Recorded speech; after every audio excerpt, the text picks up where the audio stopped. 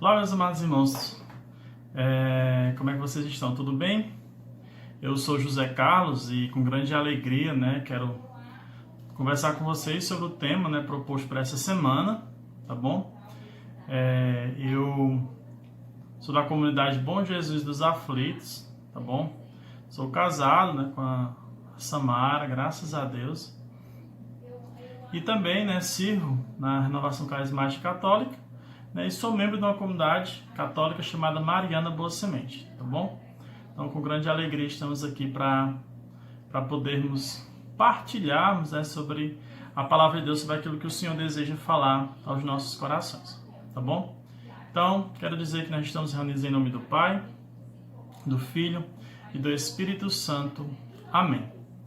Vinde, ó Espírito Santo, e enchei os corações dos vossos fiéis, e acendei neles o fogo do vosso amor. Enviai, Senhor, o vosso Espírito, e tudo será criado, e renovareis a face da terra. Oremos, ó Deus, que instruíste os corações dos vossos fiéis, com as luzes do Espírito Santo. Fazei com que apreciemos retamente todas as coisas segundo o mesmo Espírito, e gozemos sempre de sua consolação por Cristo, Senhor nosso. Amém. Quero convidar você que está aí na sua casa, tá bom? Juntamente comigo, pedir a presença do Espírito Santo sobre nós. Nós invocamos, Senhor Jesus, a Tua graça, pedimos o dom do Teu Espírito Santo sobre nós. Pedimos, Senhor, que abra o nosso coração a toda palavra que vai ser proclamada, tudo aquilo que vai ser dito. Senhor, que não seja da nossa vontade, mas que seja sempre da Tua vontade, Senhor Jesus. Que eu não transmita o meu querer, mas eu transmito o Teu querer. Peço, Senhor Jesus, que o Teu Espírito Santo prepare cada coração, a começar pelo meu, para receber a Tua palavra. Que o nosso coração seja um terreno bom, fértil, onde a Tua palavra é germinada, colocada e germina para uma vida nova. Que por intercessão da Virgem Maria, Mãe das Graças, o Senhor possa nos dar um coração aberto a fazer a sua vontade. Por isso, reza essa Ave Maria por você, pela sua família, pela sua vocação, pela sua caminhada. Ave Maria, cheia de graças, o Senhor é convosco. Bendita sois vós entre as mulheres, e bendito é o fruto do vosso ventre, Jesus. Santa Maria, Mãe de Deus, rogai por nós, pecadores, agora e na hora de nossa morte. Amém. Ó Maria concebida sem pecado, rogai por nós que recorremos a vós. São José, rogai por nós. Em nome do Pai, do Filho e do Espírito Santo. Amém. Meus amados irmãos, o tema que nos é proposto, Jesus, o mensageiro do Pai. É interessante, porque nós estamos começando o mês de outubro, e nós sabemos que o mês de outubro, a igreja, aqui no Brasil, ela trata do mês missionário, do mês das missões. E é interessante porque o mês de outubro ele abre com uma santa muito conhecida nossa, eu acredito que você também deva conhecer, que é Santa Teresinha do Menino Jesus, ela que é padroeira das missões. E algo interessante sobre Santa Teresinha, ela nunca saiu em missão. Porém, tinha um desejo imenso de anunciar, de ser mártir, de ser pregadora do Evangelho, de fazer grandes excursões, enfim, sair pelo mundo proclamando. Porém, ela fez isso do Carmelo, onde ela vivia. E ela, jovem, morreu aos seus 24 anos, foi proclamada santa e posteriormente doutora da igreja, porque os seus escritos, que é intitulado A História de uma Alma, que ela vai contar sobre a sua experiência, foi analisado, obviamente, e assim ela tornou-se doutora da igreja. Um fato interessante a falar para você, que é crismando, quando um santo é proclamado doutor, é porque a sua obra, se vivida, na sua totalidade, podemos dizer assim, não na totalidade, mas no sentido de, se você viver a doutrina, digamos assim, que aquele santo escreveu, tá? Certamente você alcançará a santidade. Então, basicamente, essa é a ideia de uma pessoa ser proclamada doutora. Não por um título acadêmico, porque estudou, não. É porque a obra que ela construiu, entendeu? Ela é uma via de santidade. E a Santa Teresinha é a pequena via, tá bom? Quis falar isso para que a gente entenda sobre esse tema, né, na perspectiva da minha vida também, né? Do chamado que Deus me faz, o chamado que eu e você tem, né, de proclamar a boa notícia, a boa obra, tá bom? Então eu quero que você pegue aí na sua palavra o Evangelho de Marcos, tá bom? No capítulo 1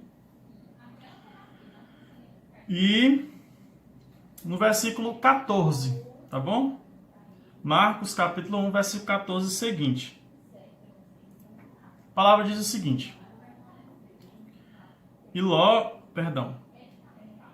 depois que João foi preso, Jesus dirigiu-se para a Galiléia, pregava o evangelho de Deus e dizia: completou-se o tempo e o reino de Deus está próximo. Fazei penitência e crede no evangelho. Palavra da salvação. Glória a vós, Senhor. Olha que interessante, né? Jesus inicia a sua pregação, seu ministério apostólico, né? Podemos entender assim, depois que João é preso, né? Recordemos que João Batista é o precursor de Cristo, aquele a qual recebeu a missão, né? O último dos profetas, de preparar os caminhos do Senhor. Então, até nisso o Senhor também fala, né? Ele prepara os seus caminhos para que a boa nova fosse bem acolhida pelo coração da humanidade, tá bom? No versículo seguinte, né, no 15, olha o que diz, né? Completou-se o tempo, o reino de Deus está próximo, fazei penitência e crede no evangelho. Então, Jesus, vamos para uma outra experiência, né, digamos assim. Quem é Jesus? Né? Eu sei que ao longo das nossas formações a gente já falou várias vezes da pessoa de Cristo, né? Mas Jesus, ele é o rosto visível do Pai invisível. Jesus é o rosto daquele a qual os profetas, né, e toda a Sagrada Escritura falou. Desse Deus bondoso, misericordioso, amoroso e justo. Desde toda a eternidade, né, o Senhor já havia preparado, né, a vinda de Jesus aí. A queda de Adão e Eva, né, também nos proporcionou esta grande graça, tá bom, de termos o próprio Deus caminhando aqui conosco. Sim, Jesus é Deus. Talvez você tenha esquecido disso em algum momento, né, mas pelos concílios que a igreja já teve, né, nós tivemos concílio de Jerusalém, de Trento, Éfeso e por aí vai.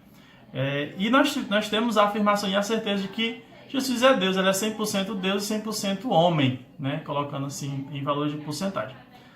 Mas para entender isso, quando o verbo se encarna, né? Quando João vai dizer, e a palavra se fez carne e habitou entre nós. Né? Então, nós entendemos e sabemos que Jesus veio, né, para comunicar ao homem a vontade de Deus. E é interessante perceber que quando Jesus inicia a sua caminhada, a sua jornada, né, se a gente pegar já no versículo seguinte de Marcos, tá, que todo o processo de anúncio começa na Galiléia, Jesus já chama os primeiros discípulos, né, ele já chama os primeiros apóstolos a caminhar com ele. Agora, qual é o objeto de anúncio de Jesus? Jesus, ele anuncia a boa nova. Que boa nova é essa? A boa nova do Pai, a salvação. É isso que Jesus anuncia. Por isso que ele vai dizer isso, olha, o reino de Deus está próximo, próximo de mim, próximo de você. fazei penitência e crede no Evangelho. Em outras traduções, vai dizer isso, né? Convertei-vos e crede no Evangelho. Para que eu possa ter uma experiência pessoal com o Senhor, né, eu preciso me arrepender dos meus pecados. O próprio João pregava um batismo de penitência. Então eu preciso, olhando para a minha realidade de vida, deixar que essa mensagem evangélica entre no meu coração e me transforme. Por quê? Essa foi a missão de Jesus, essa é a missão de Jesus. É fazer com que homens e mulheres se encontrem com Ele, né? E assim tenham uma experiência de amor. E aí eu quero falar isso para você. Deus, Ele te ama. Acima de qualquer coisa, independente das realidades da nossa vida, independente dos nossos pecados, Deus nos ama. E eu procuro a Deus, e eu procuro conhecer a Deus a partir dos evangelhos, a partir da Sagrada Escritura, porque eu sei que Deus me ama. É nesse amor que está fundada a minha experiência pessoal com Deus. É na certeza que Ele me ama. Jeremias 33, né, 1 a 3 vai dizer isso. Amo-te com amor eterno. Então Jesus pregou e falou sobre o Deus amoroso, o Deus bondoso. Tá? Espero que vocês estejam compreendendo o que eu quero dizer. Né? Então, esse Jesus que anuncia, né, Jesus que é missionário do Pai, ele dá continuidade àquilo que Deus já falava. Sendo Deus, né, ali na mesma trindade, ou seja, onde o Deus Pai está, o Filho e o Espírito Santo está também. Aonde o Filho está, o Deus Pai, o Deus Espírito também está. Entendeu? Então, Jesus ele dá continuidade. É tanto que em um dado momento, né, ele diz o seguinte: olha, não pense que eu vim mudar o que já foi dito, não. Eu vim dar pleno cumprimento da lei, dos mandamentos. Então, um primeiro passo para viver a vontade de Deus, podemos entender assim, é viver os mandamentos. É viver os mandamentos. É isso que Jesus quer para cada um de nós, tá bom?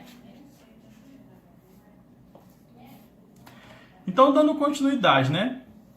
Jesus, ele inicia, né, seu ministério profético, tá? E aí lá em Marcos, no versículo 38, diz o seguinte, né?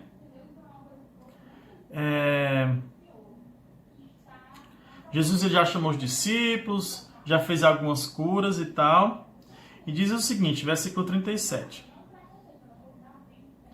As pessoas procuravam Jesus e diz, olha, e disseram, todos te procuram, né? Jesus tinha feito muitos milagres já. E ele respondeu-lhes, vamos às aldeias vizinhas para que eu pregue também lá, pois é para isso que eu vim. E retirou-se dali, pregando em todas as sinagogas e em toda a Galileia, e expulsava os demônios. Olha, foi para isso que eu vim. Para curar, para salvar, para santificar, para restaurar, para dar vida ao que está morto. É tanto se a gente pegar, lá em Isaías 61, vai dizer isso, né? Sobre a missão do Cristo. O Espírito do Senhor está sobre mim e me consagrou a anunciar a boa nova aos corações doloridos, aos corações feridos. Deus, ele manda Jesus realmente para nos salvar. Ele é a salvação verdadeira. E nós precisamos abrir o nosso coração para acolher a mensagem evangélica de Jesus, tá? E aí, a pregação, né, podemos entender assim, né? A pregação de Jesus faz parte, né, assim podemos dizer, dos chamados mistérios da vida de Cristo. E é como tal que nos aproximamos dele, né? Dentro da palavra de Deus, da sua pregação de Jesus, nós absorvemos aquilo que Deus deseja falar, nos comunicar, né?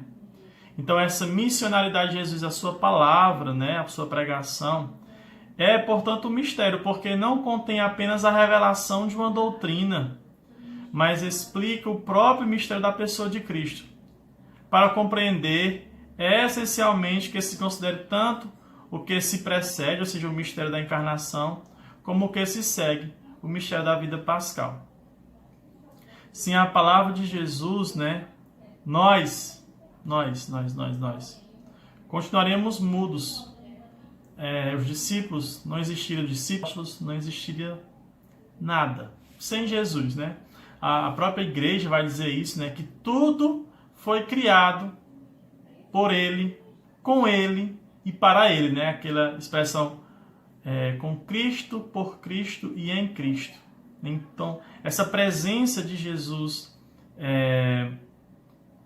nos traz, né, essa experiência da vida nova, tá bom? A Dei Verbo, quero só comunicar algo aqui interessante. A Dei Verbo, né, é um documento conciliar, ou seja, um documento do Concílio Vaticano II, tá? Vai falar sobre o Deus que fala.